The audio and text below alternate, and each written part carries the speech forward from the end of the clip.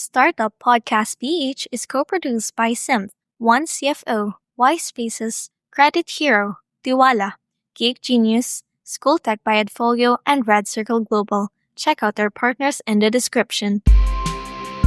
Welcome sa Startup Podcast PH, inspiring more Filipino entrepreneurs and innovators.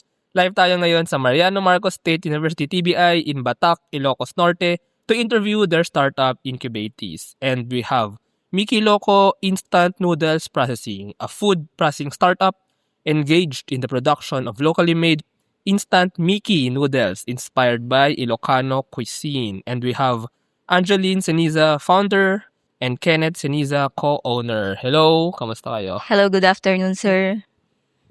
Yes, sir. Good afternoon po. Ayun, nagutom tuloy ako sa Miki, sa food. Actually, there's something new dito, no? I think familiar ang maraming tao sa Miki. Actually, I think na-try ko na siya when I went to Ilocos before. Try ko ulit, siguro mamaya. Pero I think may something new kayo na ginawa dito. Yes, sir. Sige, I think I let you do the introduction na, ano? Ano nga ba, Angeline and Kenneth, ang Miki Loco Instant Noodles Processing? Para mas madali nating maintindihan, di ba po sa Batangas, may Batangas Lomi sila, sikat yun doon. And then sa Iloilo, may Lapas Batchoy. Dito naman sa Ilocos, ang sikat dito is Ilocos Miki. Isa ito sa mga paborito or comfort food na noodle soup ng mga Ilocano. And si Miki Loco, in-innovate niya tong traditional na Ilocos Miki na to, transform niya into convenient instant food product na in just 3 to 5 minutes, meron ka ng authentic na Ilocos Miki. Na kahit instant siya, wala pa rin hindi pa rin nawawala yung authenticity ng lasa ng Ilocos Miki. And at the same time, yung cultural identity nito. In today's digital world, your organization needs more than just technology. It needs a strategic partner. At Simph, we build web and mobile apps that drive innovation for startups, enterprises, and organizations worldwide. Visit simph.co today.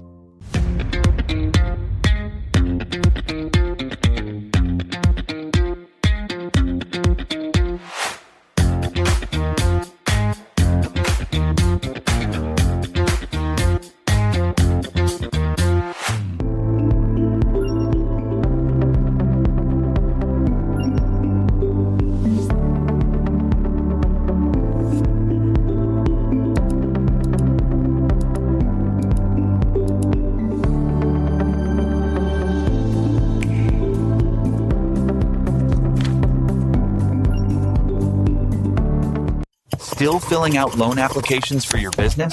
Yeah, thought so. Save your time. Grow your business. With Credit Hero, one online application gets you loan offers from multiple lenders. Apply for a business loan now. Visit credithero.com. Actually, very exciting. Actually, I remember, I think na-try ko nga, second time or third time ko to sa Ilocos. Dadaan, so from Manila, no, dadaan, Tulawag kasi usually ako nagpupunta dati. Well, from Ilocos or Vegan, tapos Paway Church, tapos Batac din minsan, dadaan for the food, empanada, and then Lawag. I think na-try ko na before. Gusto ko matry mamaya para maalala ko yung lasa. Or baka meron ba tayo dyan ngayon? Ay, meron po. Later na lang, later. Pero yun, no, baka may mga nakakain ng Miki. Yung mga nag-road trip, nakakain ng Miki, ng Ilocos Miki. Tapos, umuwi na sila. Gusto nila makakain ng authentic na yun. Wala na. But with Miki Loco Instant Noodles, pwede pa rin nilang makain yun. Kasi, when I went, kasi kagabi lang, kumain kami sa Riverside. Yes, sir. Hindi ako nakakain ng Miki eh. Yung empanada lang eh. Siguro mamaya balik kami. Pero parang staple siya, no? It's one of the go-to rin talaga na pagkain dito, si Ilocos Miki. So, and you're making it more accessible and more easier for everyone to eat. Siguro, gusto ko matanong, bakit nyo siya ginawa instant noodles? Ano yung talagang pinagmulan nito? In a startup way, ano yung problem ng mga tao na sinasolve nyo? Ano yung market approach nyo, kumbaga, on why you really did this? Miki Loco kasi specifically talaga na create para sa mga fellow Ilocanos na malayo dito sa Ilocos. Okay. When they sa- miss, pag na-miss nila Opo, ang... Okay, opo. okay. Malayo sa probinsya, nakatira sa ibang probinsya or nasa abroad. So, Mm. alam kasi namin yung feeling ng malayo din sa Ilocos kasi tumira kami for almost 10 years Saan? sa Bataan. So, alam namin yung feeling na kung yung nagki-crave ka ng Ilocos products or yung Ilocos Mickey, empanada or mga chichacorn, ganun. Chichako. Yes po. So, ayun yung naging namin na why not create something na magugustuhan ng mga Ilocano. And yun, kasi etong Mickey Loco, nag-start talaga siya way back in college. So, Mm. parang siya, school-based project Mm. when we were in college. Wow, what Opo. year pa ba yun? 2008, pero may part 1, part 2 po kasi kaya medyo mahaba-habang kwentuhan yan. So part 1, then nagbataan kayo. Oo. And then part Mm. 2, ayun. Opo. Okay. Ayun. And then sa mga busy na wala nang panahon para makapagluto ng, kung nagki-crave sila ng Mickey. Mm-mm. So, pag wala na silang panahon, ayun, pwede nilang bumili sila ng Mickey Loco and then lutuin nila in just 3 to 5 minutes. Meron na silang Ilocos Mickey. Ganon. Or pampasalubong po, lalo na sa mga turista na naghahanap ng ano bang meron sa Ilocos. Ano ba yung mga products nila like sikat dito yung chichacorn na pampasalubong. And then, pwede nilang idagdag yun sa kanilang mga pasalubong. Oo. Pag Well, kasi yung Ilocos empanada, sobrang sarap niya. Pag inuwi mo siya, hindi siya hindi siya preserved. So ito yung isa sa mga pwede ma-preserve at mapamigay pa ng mga Pero gusto ko lang balikan yung yung feeling nung Ilocano nga kayo, no? Ilocano, and then maybe nung nagpunta kayong Bataan, nag-crave kayo ng home, ng local food. And then dun yung unang naisip, ay gusto ko ng Ilocos Mickey. So gawa kaya tayo ng ng Mickey Loco. Ganun ba yun? Paano ba nangyari yun? Or, nung college, sir, eto kasi yung namin parang pinaka-project namin. nga pala. Tapos, nag-isip kami ng isang product na parang wala pa sa market. So, why not create nga yung something na innovative product na made of Ilocos. So, yun naisip namin about why not instant Mickey na lang. Ganun Instant yung Mickey. instant Mickey na lang. Then, dun namin trinay mag-experiment together with my group. Kasi group po kami nun. Anong course pala ito? BSBA Entrep po. Entrep. Batch 2009. Ako naman, batch 2011, chemical engineering. Yes. Okay. Yes, sir. So, ikaw yung business person. Oo. Ikaw yung processing. Wow. Oo. Food processing. Oo, sir. So, yun yung yung parang pinaka, part 1 nun eh. Nung nagbataan kami, so, pag may mga time na namimiss namin yung Mickey eh. So, medyo mahirap yung access ng mga ingredient pag nasa ibang nasa ibang province ka. So, yung noodles, may maghanap nun eh. So, dito sa Mickey Loco, para hindi na mahirapan yung mga katulad naming mga Ilocano, in one pack, nandun na lahat. So, lutuin lang nila sa bahay, anytime. Ano bang specials, ano ba special flavor or taste ng Ilocano Mickey? Yung Na wala sa Bataan, wala sa Manila, or wala anywhere? Wala akong, hindi ko Mahirap siya ma-explain, no? mahirap Or, po siyang i-explain. Pero ito kasi yung nakasanayan namin. gets Kumbaga, naman. Gets. Parang lang naman yun eh. Yung nagkaroon na nga ng term na umami, parang came out of nowhere lang siya. Pero alam mong yun yung flavor na nami-miss mo. Pero hindi mo ma-explain talaga. No? So, but I get it. Sige, so, may dalawang akong tatanungin eh. First, yung siguro dun muna sa manufacturing, sa formulation. And second, yung paano siya ginagawa. Or siguro ito lang muna, paano siya nilaluto. So, pag meron ako ng pack, nung Mickey Loco, as simple ba yan as just add water? So, pakulo ko ng tubig, ilagay ko yung Mickey Loco instant noodles, boil for 3 to 5 minutes, takpan ko. Tapos, kunin ko, lagyan ko ng seasoning, and then yun na, yung aking Mickey Loco instant noodles. Tama ba? Or, magbo-boil po ng water. mm-mm. Hindi pa po kasi niya kaya na yung pour hot water Okay, lang. so boil water and then iluluto for 3 to 5 minutes or pwede din pong microwavable na po siya. Microwaveable. Yes po. So, lagay ko yung noodles, lagay ko yung tubig, i-microwave ko. Yun na yun. Yes po. Susunod mo Okay. yung Susunod mo yung mga seasonings. ganun. So, ayan na. Meron ako ng mainit na noodles, lagyan ng seasoning, yun na. Okay mo na siya. Opo. May flavors ba siya? Like, kasi yung iba, maanghang. Hindi ko nga sasama yung maanghang. Biscuit chili mansi, hindi ko sasama yung spicy na chili mansi, hindi ko sasama yung spicy. Ano yung mga seasoning niya? Tsaka may something special ba dito sa Mickey Loco? May dalawang flavors po kami, yung chicken flavor and shrimp flavor para may pagpipilian po sila. Pwede po bang ipakita? Sige. Mag-ano tayo. Ayan. So, ito ang ating Mickey yung Loco. Oh. shrimp Ang imagine flavor. ko yung parang Lucky Me. Alam niyo yung Lucky Me, di ba? Opo, ganun. Oh, tsaka ang grande naman ng packaging natin dito. Sige, gusto ko matanong So, di ba sa loob, may noodles. Ito yung dry na opo. noodles. Dry noodles. Tapos, papakuluan siya, Yes po. lalamot siya, then lalagay ng Lalagay. tatlong pakete to. Yes Tama ba? po. Ito po yung flour. Kung gusto nyong lumapot yung sabaw niya, Okay. pampalapot siya. The flour. Optional po siya. And And then, ito yung atsuete oil. oh. And then, dito po yung seasoning niya. So, ang gusto ko tanongin, okay lang nandito ninyo sagutin kasi baka ito yung secret ninyo. No?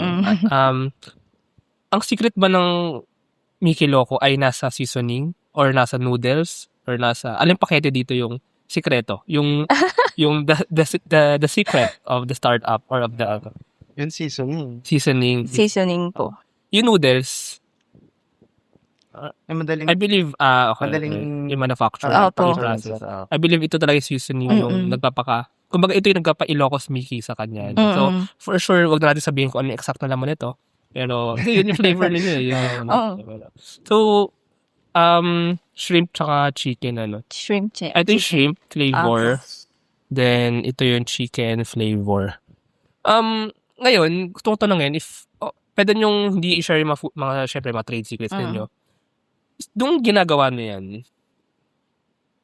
medyo onti kasi ang alam ko sa food processing or sa food technology. Ano yung process ng, kumbaga yung pag-isip, basically, turning Ilocos Mickey na niluluto, as in normal na niluluto, lalagay na sahog, ganyan, turning that into instant noodles. Kasi for sure, for example, wala yung mga gulay, yung mga sahog-sahog dito, di ba?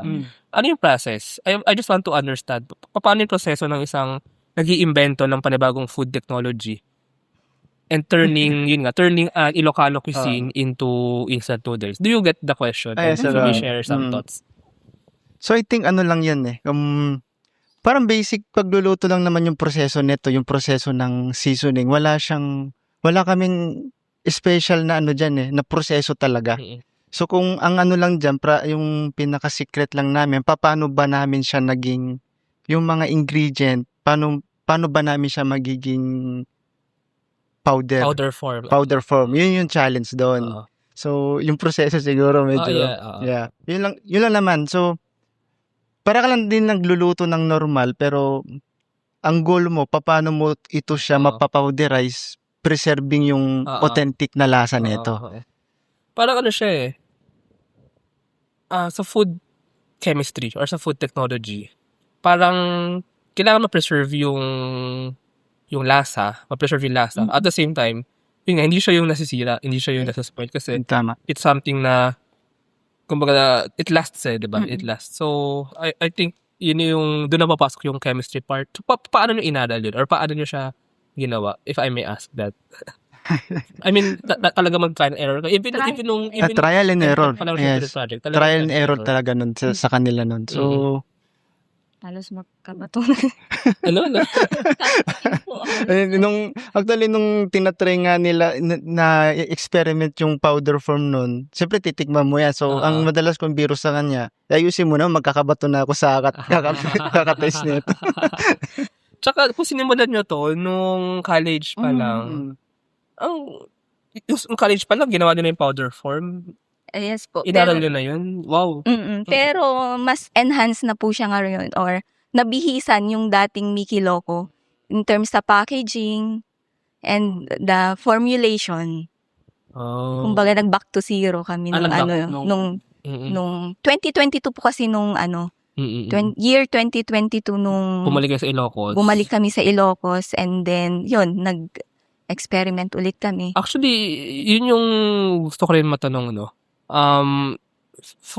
As a startup, bakit nyo siya sinimulan? I mean, nag-work kayo sa Bataan, bakit nyo naisipan bumalik sa Ilocos and gawin na nga itong Miki Loco?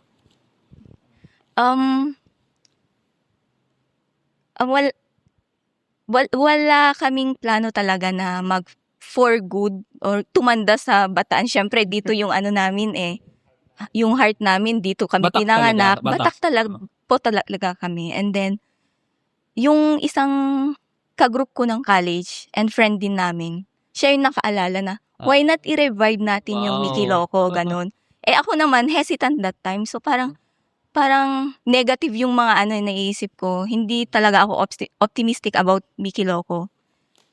Tapos, eto naman, siya naman, todo encourage siya sa akin. Papayag naman niya ako.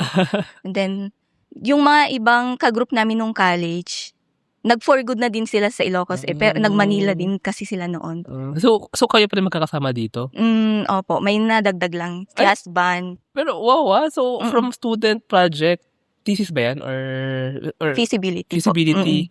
Tapos, nag-work kayo, tapos binalikan ninyo. And Yes. naging ganito na siya. So, student project, talagang nabuhay. Parang may nagpatuloy, yung isa naming kagroup din dati, and then yung friend namin and classmate, May nanalig. until before, ano siguro? 2019 before pandemic, 2018 or 2019 before pandemic. And then, nabalitaan namin na, hindi na din siya nag-ooperate. So, yun nga po, sakto, nung umuwi kami, nag-message yung friend ko na kagroup namin na, why not ituloy natin? Ayun doon na po nag-start lahat. Nung bumalik kayo sa Ilocos, hindi nyo iniisip na mag-Miki Loco, no? Talagang, Hindi. so nag-stop muna kayo nun, and then, biglang bumalik yung idea, and then, uy, promising, and then, push natin. Ganun. Now, fast forward to 2022, bumalik na nga idea, hindi mo madali yung paggawa ng ganito. So, ano yung mga nangyari? Kailan kayo napasok sa MMSU TBI and bakit? And paano nyo talaga parang step by step na buhayin ulit yung business and i-register siya as a business?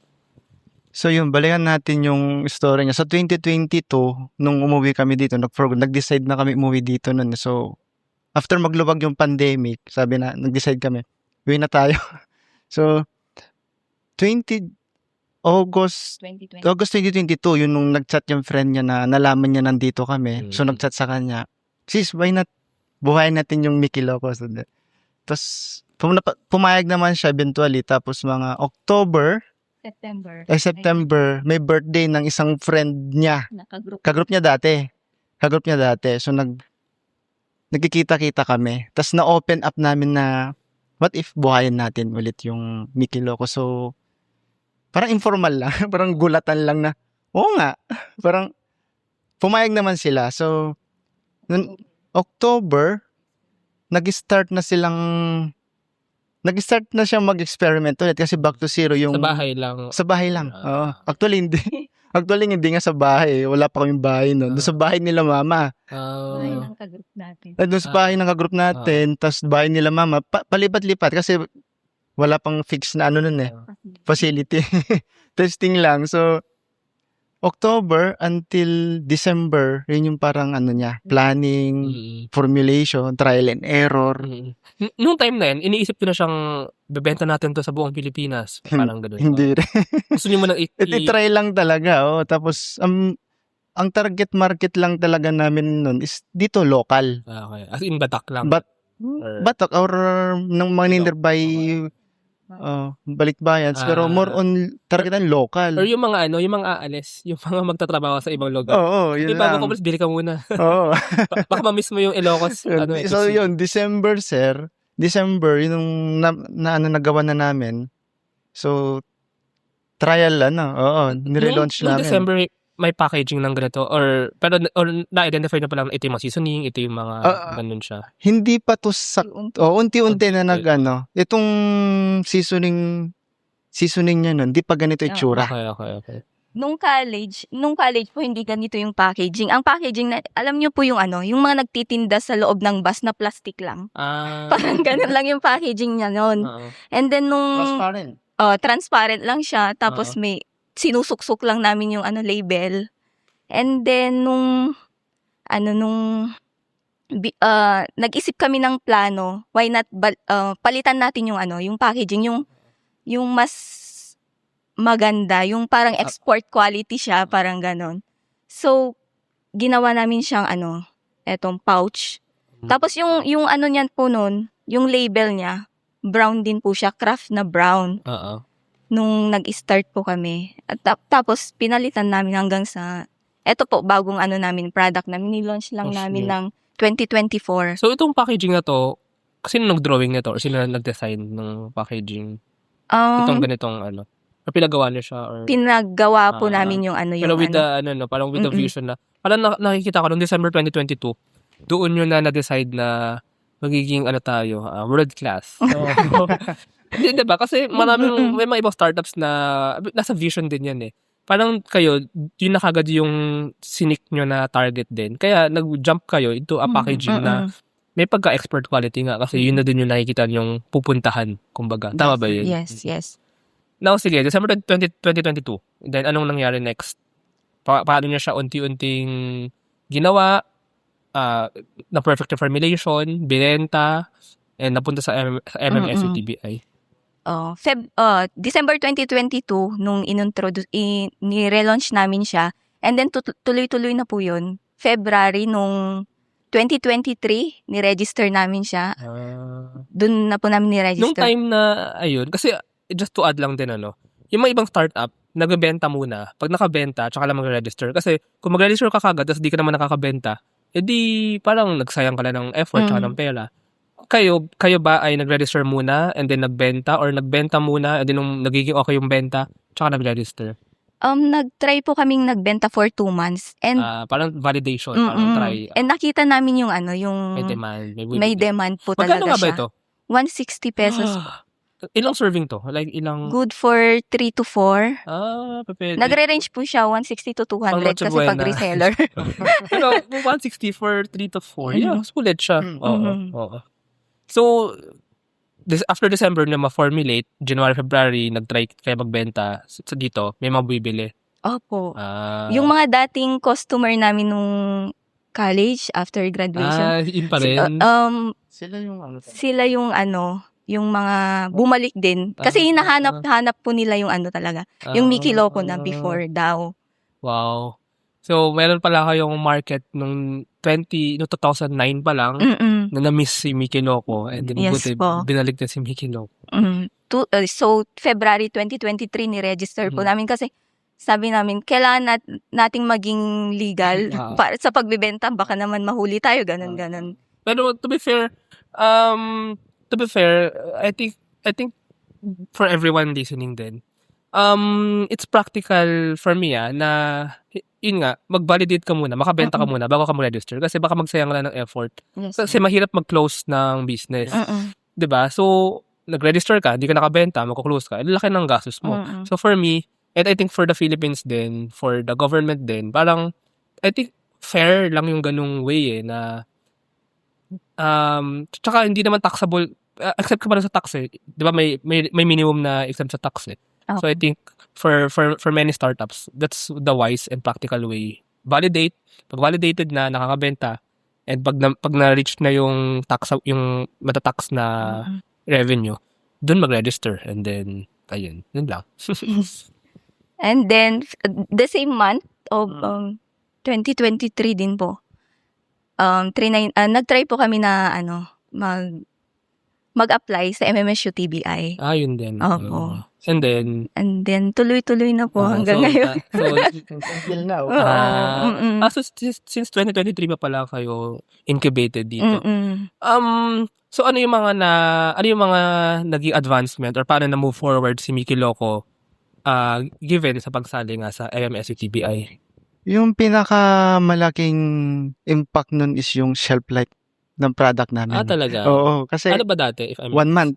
Ah, Na talagang dun sa mga partner reseller namin, mga retail outlet, na expirean oo kami. nga eh. So, Oo. pull out namin yun.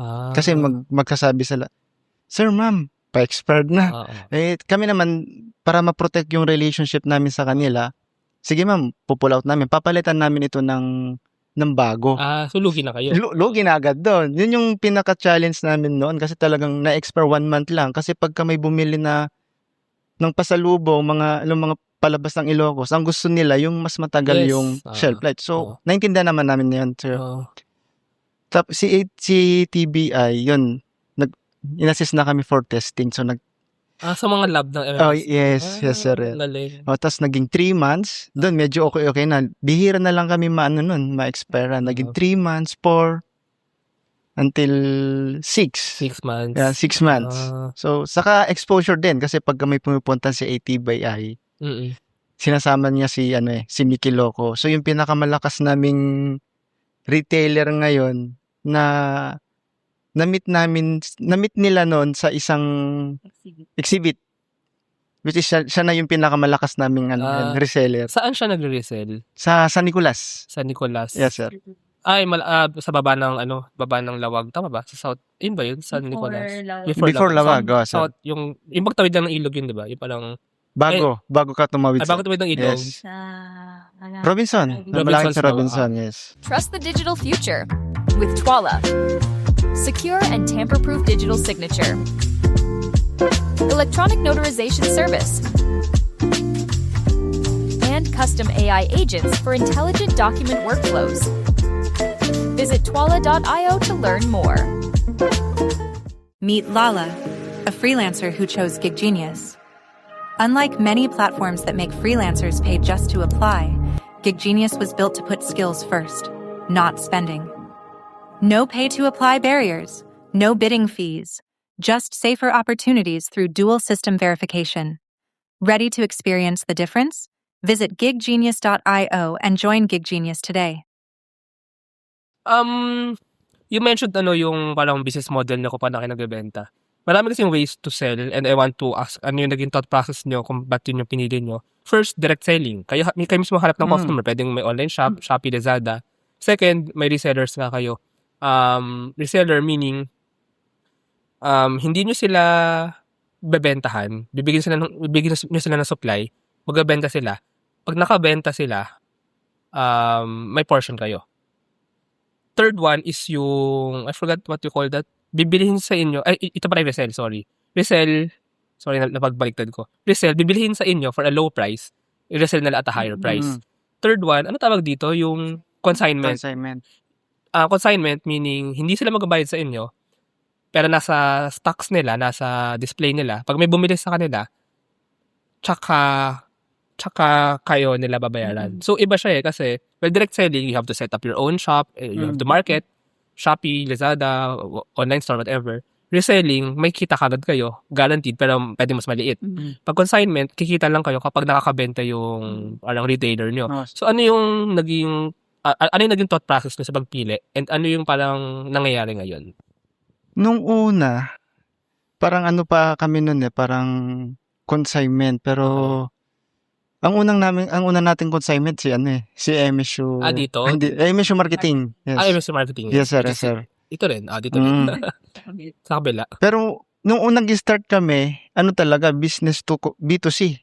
Business to Paano? Nag-door to door kayo? Hindi naman. more on sir. Yung mga dating network yung mga nun. So until sa lumawak yung customer naging B2B.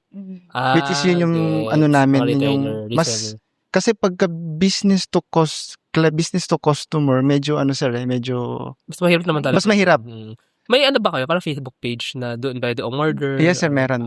Pero true naman. Mas mahirap siyang i-market kasi pa isa-isa yan eh. Sir, pa isa-isa. Tsaka, mas mahirap i-manage.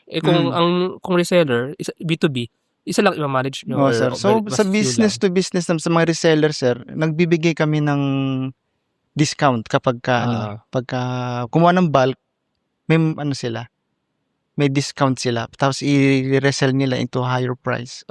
Na tingin nila kung ano yung value ng product kasi hindi na kami nagdi-dictate ng talaga. Walang SRP. Sila bahala. Meron kaming reseller price. May reseller price kami, sir. Tapos may SRP kami pero Hindi naman nasusunod. hindi namin ini-strict na ito lang talaga. So it depends kung sino yung market nila. Yeah, good. Saan yung location nila. Kung tingin nila mas mahal dapat nila benta. Ano lang. So sa ngayon, saan yung mga reseller nyo? Puro Ilocos ba or meron ba kayo outside Ilocos? Sa Manila meron ba? Sa ngayon, sir, puro Ilocos lang. So meron kami dito sa San Nicolas, sa Lawag, sa Paway. Dito sa Batak, sir. Anong klase yung mga store yung mga yan? Kasi I imagine pwede nga sa mga pasalubong store. Yes, sir, tama. Dito sa Paway, sir, pasalubong stores. How about sa mga, yung parang food store, yung normal na mga cafe, tapos merong kasamang ganito. May Mickey Loco, hindi. Tama. May isa, sir, sa Lawag. Meron naman. La Preciosa. La Preciosa, tama, sir, Lawag. Pero karaniwan sa mga pasalubong store. Oo, sir. Pero yung sa San Nicolas, kasi siya, para drugstore na may grocery style. Yes. Naka-display to sa yes, sir. Grocery na. I imagine kasi, so sa tingin ninyo, sino yung nagiging market ninyo sa ngayon? Pero, to be fair, ang tingin ko promising ito, siguro hindi lang it's just my thoughts as from Metro Manila.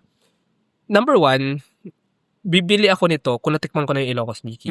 Kung very new siya, hindi ako ganun magiging ka-attracted pa. Tingin ko lang Pero kung natikman ko na yung Ilocos, same sa inyo, di ba? Hinahanap-hanap nyo. Hahanap ako ng way para makain siya ulit. I think ito yung So, tingin ko lang, yun yung profile ng mga possible bibili nito.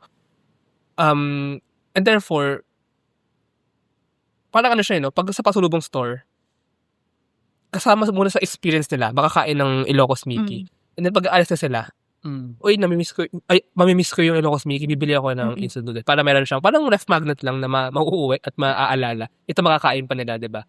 Pero aside from that, ano yung nakikita yung behavior nga ng mga tao in Ilocos and in Manila and even outside? Baka madala nyo to export quality, diba? Ano yung nakikita yung bakit siya bibilhin, kumbaga, ng mga tao, mga Pilipino or even foreigner or ano? Yung ang talagang bumibili nito is yung mga Ilocano outside the province talaga. So lalo na yung mga yung mga umuuwing OFW. Ito talaga yung isa sa number one nila. So doon sa iba kasi, sir, yung sabi mo kanina na yun yung challenge namin na taga Manila, hindi pa nakatikim nga naman ng Mickey. Wala siyang idea kung ano to. So, ang pinaka parang nagdadala talaga na nagpapatikim sa ibang lugar is yung mga Ilocano din talaga. So, doon na lang kami nagkakaroon ng connection, sir, na pag may nag-inquire sa page, tatanungin namin paano niya nalaman. So, location muna, tanungin namin location. Pag sinabi, taga Cavite po, paano niyo po nalaman yung Mickey? Binigay lang po ng Ilocano as pasalubong sa amin. Alam ko na kung paano to. Alam ko na. Kasi merong mga store na alam niyo sikat sa Manila, recently lang nag-Michelin star. Ilocano dishes yun Alam na ba yun? Morning Star? Morning Sun pala. Morning Sun. Basta na siya na feature sa isang Michelin, kakatry lang namin dun Kasi yung mga food niya, mga Ilocano dish. Ilocano.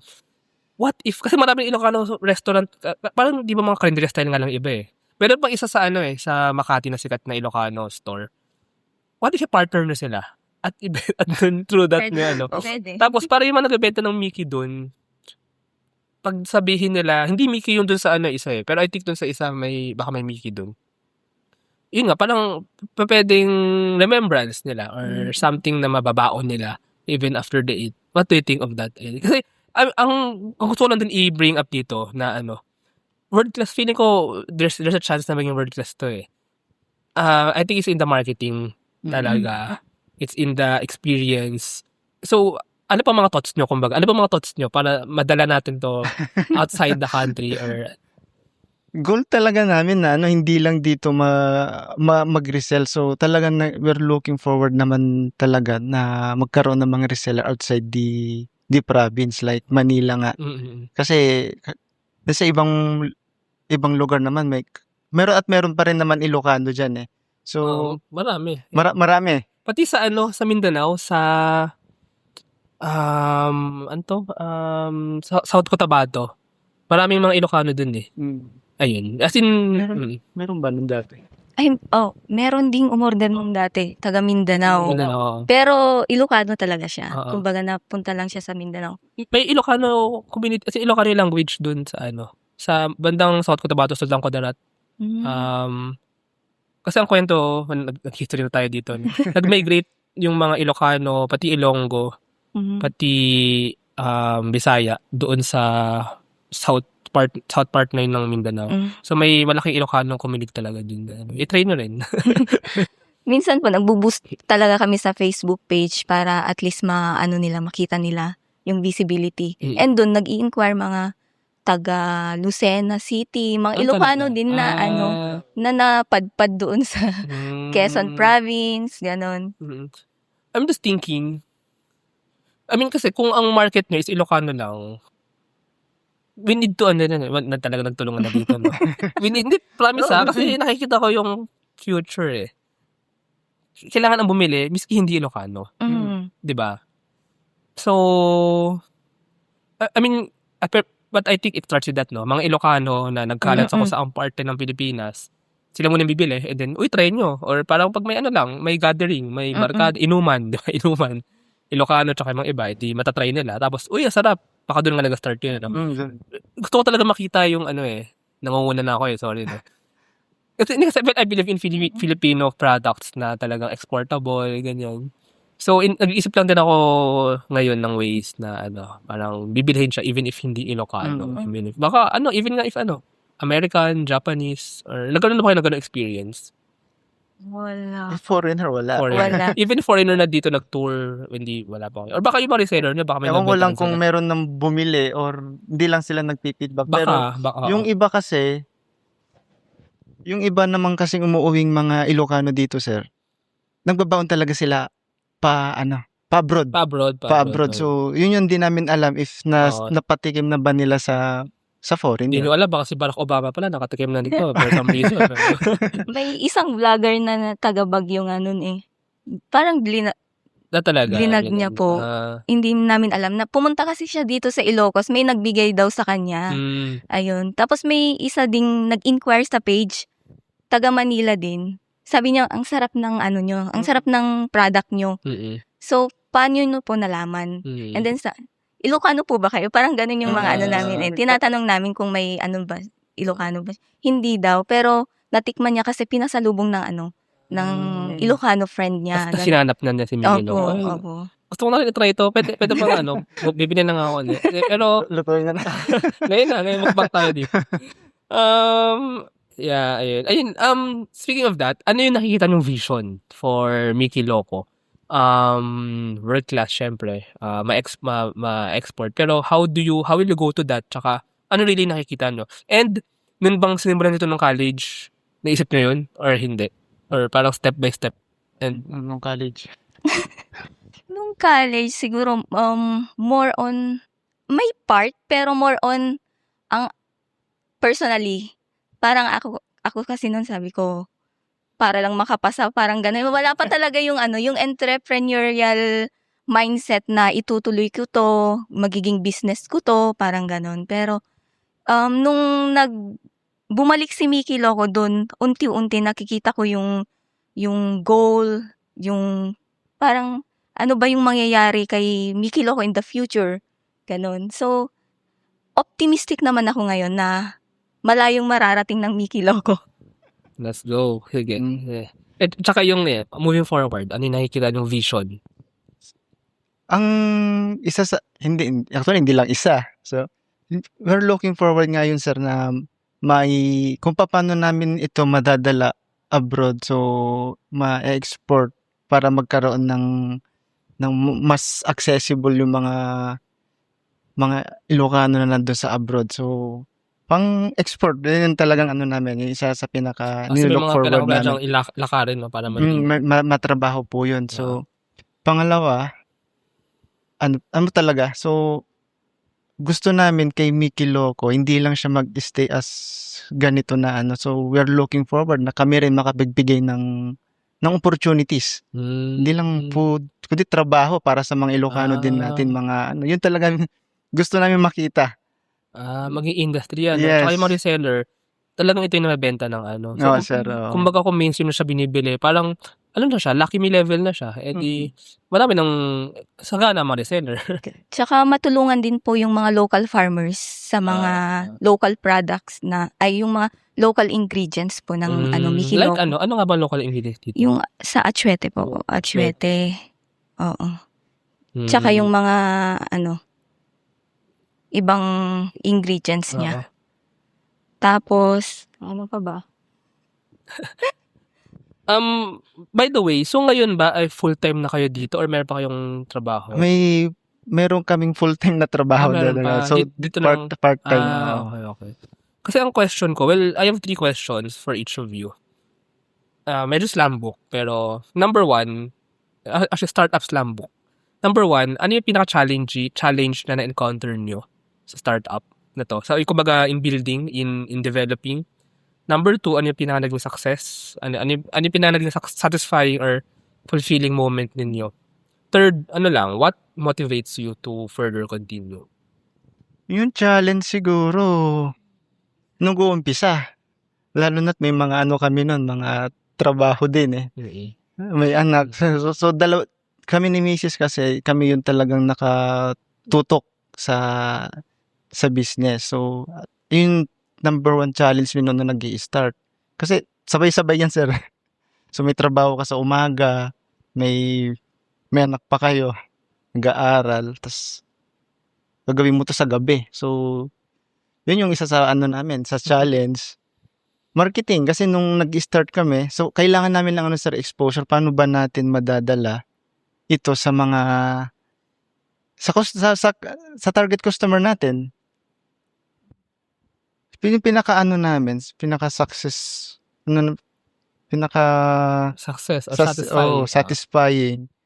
Siguro yung mga naririnig din namin feedback minsan na pag sinasabi nilang, ang sarap naman ng product. So, paano kami bibili, or di kaya pag sinabi nilang pag nakakain sila, parang feel nila nasa Ilocos. So, yun yung isa sa mga isa na rin sa nagmo-motivate sa amin na magpatuloy, kasi kami pagka nakakabasa kami, nakakarinig kami ng ganung feedback, talagang medyo kami, nabuboost din yung namin. So through Mickey Loco din, kung dati dun sa story namin kanina, sir, na sa bahay ng isang group namin, sa bahay nila mama, ngayon at kahit pa paano nakapagpatayo na rin kami. Meron na kayo sa Yes. Saan? Doon din po sa sa tabi ng bahay. Pero talaga parang siya, processing. Ganun. Processing. Wow. Sir, tama. True MMS o TBI din ba yan? Or talagang naipon nyo yung naipon? Naipon din to sa mga nice. kita. So basically parang siyang kitchen na malaki ganun, or processing. Education is evolving, and so are we. Introducing School Tech by Edfolio, your all-in-one school management solution. Built for schools of all sizes, School Tech bridges the gap between school and learning management. Driven by passion, School Tech makes educational technology accessible, affordable, and easy to use for schools everywhere. With an integrated approach, School Tech simplifies management across different departments and enhances efficiency in operations. School Tech transforms the way schools manage, teach, and learn. School Tech, taking school management solutions to the next level. Running a business? Make it smarter with Red Circle Global. Streamline operations, boost productivity, and manage everything in one powerful ERP system. Book your free business demo today at redcircleglobal.com, guided by one of our top experts. Yung what motivates you pa to further to continue doing this? Ayun, so what motivates us to continue is yun nga, sir, yung gusto namin makita na maging turn into reality yung na maging export quality, mag-produce kami ng trabaho. So, talagang ano kami doon eh. Tsaka ma-serve yung yung mga ano natin, mga fellow Ilocanos na lagi naghahanap ng ng comfort food na pagka namimiss nila, tsaka gusto rin namin mag-explore ng iba pang Ilocos product. Yes. Dila Mickey. Dila Mickey. Empanada, instant noodle. Instant empanada. Instant empanada. Mahirap yata yun. Mahirap yata yun. Anyway. Maraming ano pala, ibang flavor? Chicken, shrimp? Shrimp lang. Pero iba pa, Sa baka may sa ngayon nito lang. sa ngayon. Pero meron kaming bagong sir, Ilalabas. Ano? this. Or hindi pa bawal pa sabihin? Pwede naman. Pwede naman. Sige, i-announce Pero na hindi natin pa sa... final yung Okay. Pero hopefully July. Oo. Food. So, Sige, tignan natin. yeah. Para na siya. Mas maliit. Tsaka mas maliit siya na packaging. Ito ay... Mickey Loco Instant Mickey Gisado. Instant guisado. Mickey na walang sabaw. Parang ganun. Ito with sabaw pala. Oo, with sabaw. Ito yung parang talagang Lucky Me Pancit Canton. Parang pansit siya. Pancit, Opo. Ay, gusto ko to Magkano yung ganito? 60 pesos po. 60 for one or Good for for two. one. Pwede, no? Lagyan ko lang ng egg. Mm-mm. May egg sa picture, eh. Lagyan ko lang din ng So meron ng bagong lalabas, ang Mickey Loco, Instant Mickey Gisado. Sige, yung may ko rin dun sa questions kanina. Yung challenge, success, and then what motivates you? Yun nga po, yung sinabi niya na pinaka-challenge talaga. Lalo na siguro sa akin kasi ako yung involved sa production. Kasama namin yung isa sa team namin. Kami yung sa production. So, syempre, kailangan mong asikasuhin yung family mo. Then, madaling araw na kami nakakatulog that time. Siguro yung 4 a.m. nung nagsisimula talaga. Kasi ano oras kayo gigising? Wala na kayong tulog. Gigising kami mga 6 a.m. Grabe naman, 2 hours lang yung tulog. Minsan, natutulog na nga sa bahay yung isang team namin. Ganun yung na setup Dahil sa namin. trial and error yan, no? Para ma-perfect yung, mapagana yung instant Talagang noodles. hindi pa namin master yung nun eh. Yung proseso. Yung sa packaging part. Pag may umorder na po ng madami, nung bulk orders, yun, challenging sa amin nun. Pero ngayon, gamay na po namin. And ang pinaka-success, siguro yung makakuha ng mga retailers. Kasi una kasi si MMSU Marketing lang. Ngayon, through MMSU TBI, nagkaroon kami ng opportunity na magkaroon ng resellers sa San Nicolas, sa La Preciosa, through MMSU TBI din. And then sa Paway. So, yun yung namin, yung isang success part, and then ng facility.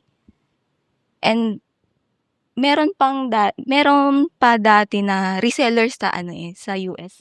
Talaga? Tsaka Hawaii. Pero that time po kasi 1 month or 2 month pa lang po yung shelf life niya. Kaya hindi po siya nagpatuloy. I think marami nga rin Ilocano sa Hawaii, ng mga nagtatrabaho. Marami. And yung what motivates us to continue, yun nga po, yung mga feedback ng mga customers na, positive feedback ng mga customers na, wow, it feels like home. Parang nasa Batak lang ako kumakain ng yung amoy niya parang Batak Mickey lang, ganun. Amoy Riverside. Amoy Riverside lang, ganun yung mga nila, feedback nila. Yes. Oo, kasi kung lumaki ka sa Batak, parang kabataan mo doon ka kumakain, doon ka tamatambay, mamimiss mo yun eh. So, ang binibenta na rin dito ay hindi lang instant food, kundi instant experience. Opo. Instant memory. Yes. Pag yung Mickey Loco kasi hindi lang siya instant Mickey talaga or instant noodles. Dito sa Mickey Loco, mafe-feel mo yung comfort, mafe-feel mo yung feeling na nasa at home ka lang.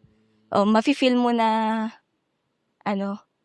yung parang tsaka hindi mawawala yung cultural identity nito, yung culinary heritage kasi nung mga bata kami naalala ko isa ito sa mga meron sa mga birthday ganun.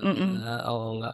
Oo nga, ang ganda nun Ang ganda nun. So, instant noodles siya to bring back the taste, the flavor na na-miss mo, and also yung comfort na feel at home, anywhere ka man sa mundo. Ayun, sige. Thank you very much. Ulit, to Mickey Loco, Instant Noodles Processing. Thank you, Angeline. Thank you, Kenneth. By the way, if Yes. our listeners pa may nakikinig gusto mag-reseller, maybe nasa Manila or nasa ibang bansa, so how can they know more information? How can they contact you if they want to partner or something? Message lang sila sa Facebook page namin, Mickey Loco Instant Noodle Processing, or they can message directly us if kung gusto nila. So, Angeline Senisa and Kenneth Senisa. And you can contact us po sa 0928-266-0096. So, yun din ang number. So, ayun, thank you very much, Angeline and Kenneth. Yes, thank Salamat you. sa pag-share and sa actually sa ginagawa ninyo. This is, sana makita natin to sa mga resellers worldwide. Yes po. Thank you din po. Thank you very much. Thank you very much to our 67 patrons. This episode is super powered by Aslex PH Academy, our official e-learning partner. Get certifications on Lean Six Sigma, project management, data science, and more. Pahatid PH, B2B logistics solutions provider specializing in third-party logistics, micro-warehousing, and micro-fulfillment services. Digital Workforce Group, connecting Filipino professionals with global opportunities and helping businesses scale through recruitment, remote staffing, executive search, and more. Nascent Batteries, energy technology startup specializing in sodium-ion battery technology as a safer, more sustainable alternative to conventional batteries. Level Up Talent Solutions, delivering Lean Pro talents, highly trained, AI-ready, business-savvy professionals who plug into your operations and power your growth. Agile Data Solutions, the Philippines' fastest-growing market insights tech company with its data-gathering platform Hustle PH. Cloud CFO, expert accounting, tax, and payroll services for SMEs and startups, using smart technology to deliver actionable financial insights. Architect Space Solutions, provider of ground station services, space data analytics, and technology supplies to grow the Philippines' role in the global space ecosystem. DV Code Technologies Incorporated, IT solutions specializing in software development, blockchain smart contracts, digital wallets, and cybersecurity. Argum AI makes smarter decisions by presenting both sides of an issue as argued by two distinct AI models. Pixel by ePlayment. Turn content into opportunity, grow deeper connections, and earn more. Only with Pixel. Sign up at pixel.eplayment.co. School of Profits, Filipino-led community for aspiring freelancers, VAs, agency builders, and online earners. Built to help you start, grow, and earn online together.